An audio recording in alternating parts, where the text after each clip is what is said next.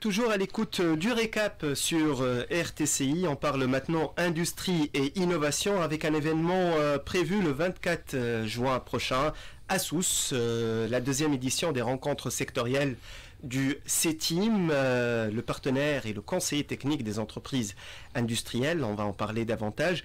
Et cette deuxième édition sera consacrée un poids lourd à deux industries très importantes pour la Tunisie, l'aéronautique et l'automobile. Et pour en parler, nous avons le plaisir d'accueillir avec nous Monsieur Nourdine El Ghizeni, directeur général du CETIM. Bonjour et bienvenue sur RTCI. Bonjour et merci pour l'invitation. Merci à vous, Monsieur Ghizeni. C'est le deuxième rendez-vous. C'est le deuxième. Des rencontres déjà sectorielles. Rencontré lors de la première session. Voilà, c'était le 28 février. Le 27 février, c'est la rencontre. La rencontre le 27 février, justement.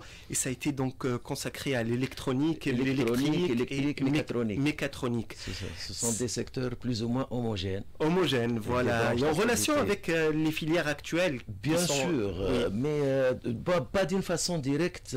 Bon, peut-être, je peux peut-être synthétiser un peu le concept de ces rencontres. Ces rencontres, elles se basent sur un concept qui est plus ou moins répétitif et durable pour la continuité et pour le cumul de l'échange et pour être en relation directe et permanente avec nos partenaires industriels. Donc, comme étant l'année, elle est un peu, on ne peut pas réellement faire chaque mois donc un événement, c'est un peu irréalisable. Donc, on s'est mis sur un concept qui est trimestriel et qui touche, qui va faire un ratissage sur toutes les activités industrielles en Tunisie relativement. Comme ça, donc, on a fixé comme première édition tout ce qui est électrique, électronique et mécatronique. Ce sont des branches homogènes qui se rassemblent et donc de point de vue activité, de point de vue technologie. Comme deuxième édition, donc on s'est mis aussi de faire peut-être d'accord sur tout ce qui est secteur aéronautique et automobile. Bon, on n'a pas pu faire réellement l'édition pour l'aéronautique seule ou bien pour l'automobile seule, étant donné que le nombre d'entreprises n'est pas très important, d'une part, et d'autre part, donc ça va pas peut-être, ça va blâmer les autres secteurs de ne pas pouvoir donc participer à ces événements. Donc on s'est mis d'accord avec l'écosystème, bien sûr, parce qu'on ne travaille pas seulement avec les entreprises, on est des partenaires avec les clusters, avec les fédérations de métiers, avec les institutions concernées par les activités, comme actuellement, par exemple, la FIPA, elle est impliquée, elle n'est pas impliquée dans la première édition. Participe également, qui va conduire la délégation tunisienne qui va participer à la foire de l'aéronautique. Nous, on va participer aussi, que le CETIM. Voilà, ce sera la semaine prochaine. Voilà, c'est du 16, je crois, au 20. Au 20 juin, et ça sera dédié à l'aviation civile. À l'aviation, c'est tout ce qui est aérospatial et aviation. La situation actuelle en Tunisie, le choix de votre... de ce rendez-vous et des deux filières de l'aéronautique et de l'automobile, pourquoi ce choix-là?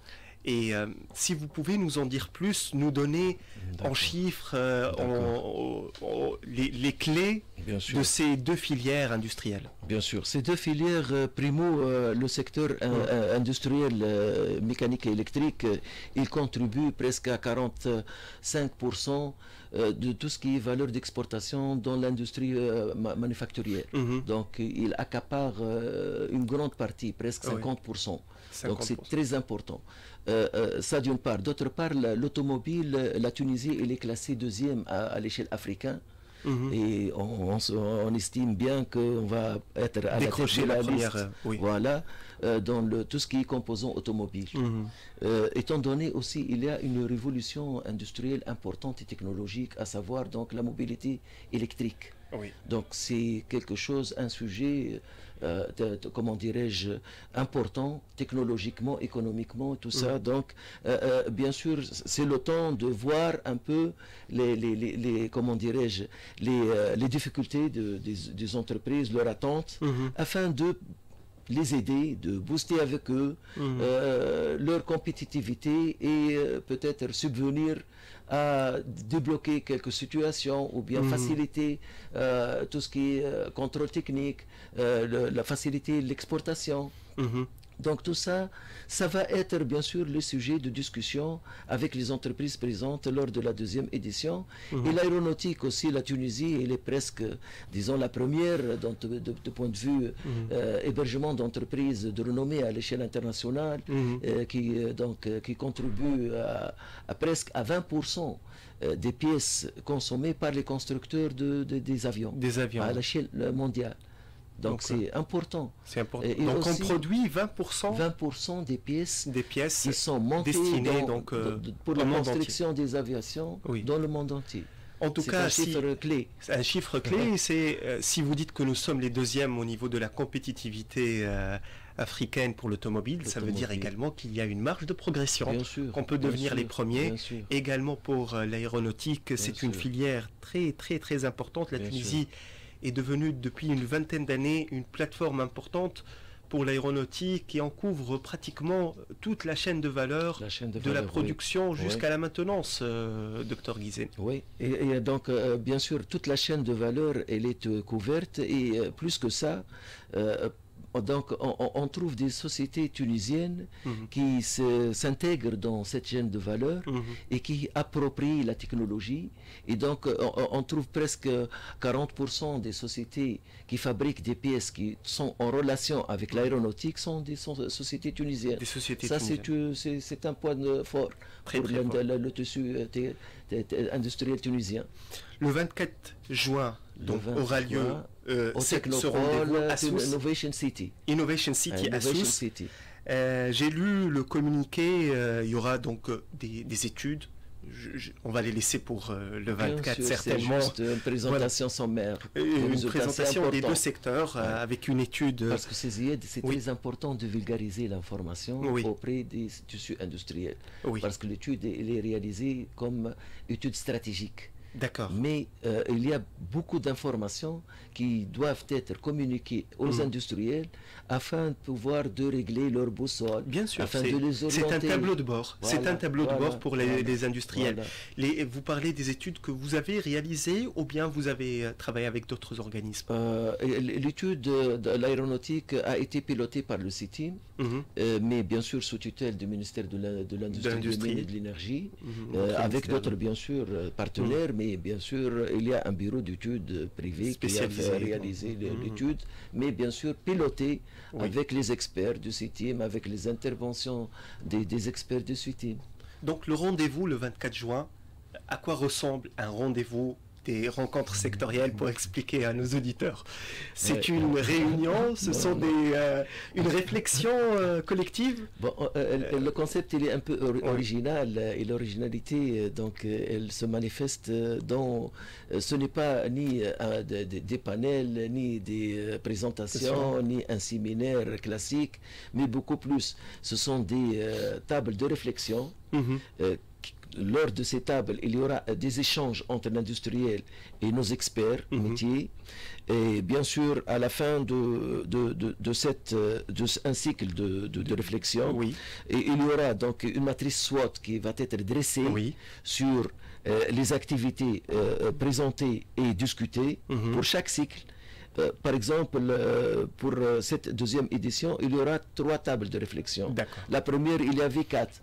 Chaque branche d'activité, on personnalise le nombre de tables de réflexion qui doit être adéquat avec les activités en priorité. En priorité. Donc une analyse SWOT qui va... Et après, donc, on va faire sortir des recommandations, les points forts. À l'échelle annuelle et à l'échelle durable, c'est-à-dire, donc, normalement, on a 3 tables, il y aura 3 cycles de rotation pour que toutes les entreprises doivent être, comment dirais-je, imprégnées et informées sur les prestations, sur les problématiques, etc. À la fin, on dressera un plan d'action annuel avec tout l'écosystème. éventuellement entreprises, clusters, ONG, fédérations, institutions concernées par l'activité. Et on fera un travail continuel annuel. C'est-à-dire un travail de suivi. De suivi annuel, chaque mois des réunions à distance, etc. Justement, c'est votre... le CETIM, c'est un partenaire et conseiller technique auprès des entreprises industrielles. Oui, j'ai donné un slogan, c'est un accélérateur technologique pour l'industrie. Voilà. Et il y a un travail de réseautage aussi. Bien sûr, c'est très important. Donc, je suppose que tous les acteurs seront invités. Vous avez cité donc les industriels, les entreprises et internationales et nationales. Et éventuellement toutes les fédérations, donc à savoir l'AGITAS, c'est le cluster de l'aérospace, donc le mécatronique, le FEDELEC, l'FMN, c'est la fédération de la mécanique, puisqu'il y a de la construction mécanique et il y a pas mal de techniques d'alliage et de matériaux de construction spéciaux pour l'aviation et éventuellement pour l'automobile. Donc toute la FIPA, étant donné que c'est réellement donc pour pouvoir faire, comment dirais-je, une alliance pour drainer les idiots en Tunisie dans ces activités-là. Donc aussi, donc, elle participe dans cet événement. Justement, l'objectif, c'est de créer cette synergie et le travail de réseautage et aussi votre déplacement à Paris, la foire de l'aéronautique aussi. Il y a un travail derrière de réseautage, pourquoi pas avec les entreprises opérant dans les domaines aéronautiques. Je donne quelques chiffres que vous avez cités. Merci au CETIM de nous avoir donc fourni ces chiffres. Côté aéronautique, 40 entreprises, un chiffre d'affaires multiplié par 15 en 10 ans. Donc il y a des perspectives d'évolution très importantes. Le secteur automobile, il y a une croissance moyenne de 16% annuelle. Non, depuis 2018. Depuis 2018, donc une croissance annuelle de 18%. Non, c'est une croissance depuis 2018 jusqu'à 2024 de 18%. C'est déjà pas mal, hein. C'est un acteur très très important. Parce qu'il y a l'année exceptionnelle de l'année de Covid. De Covid-19 qui a freiné un peu et tout. Moi, je voulais revenir aussi sur un point très important qui concerne le CETIM. Vous disposez à Sousse d'un centre de ressources technologiques. Oui, c'est un centre, c'est une plateforme partagée. Pour tout l'écosystème. Je travaille là-dessus maintenant parce que je dois quand même rentabiliser cet investissement national et le partager avec tout l'écosystème afin de pouvoir donc booster l'innovation au sein de l'industrie, aider nos start-upers afin de réaliser leurs projets et éventuellement en complémentarité avec les laboratoires de recherche, même académiques et privés. Donc, éventuellement, le centre de ressources technologiques à Sousse, donc il dispose de deux plateformes importantes, une plateforme électronique et une plateforme mécanique. La plateforme électronique, actuellement, elle est, comment dirais-je, apte pour réaliser des cartes électroniques à 8 couches. C'est une technologie très développée. Bien sûr, ce n'est pas une plateforme dédiée pour la production à grande échelle, mais pour le prototypage. Les deux plateformes sont destinées pour le prototypage.